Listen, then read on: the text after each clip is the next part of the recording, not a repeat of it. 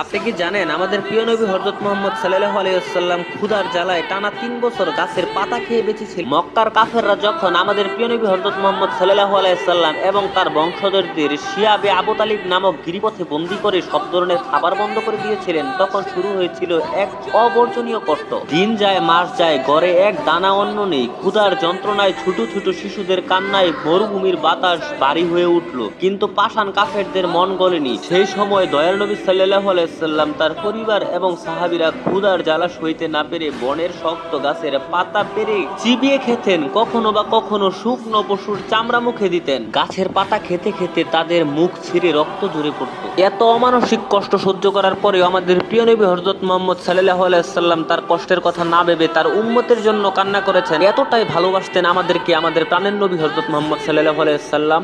আপনারাও যদি আমাদের প্রাণের নবী হযরত মুহাম্মদ সাল্লাল্লাহু আলাইহি ওয়াসাল্লামকে ভালোবেসে থাকেন, তাহলে এই ভিডিওতে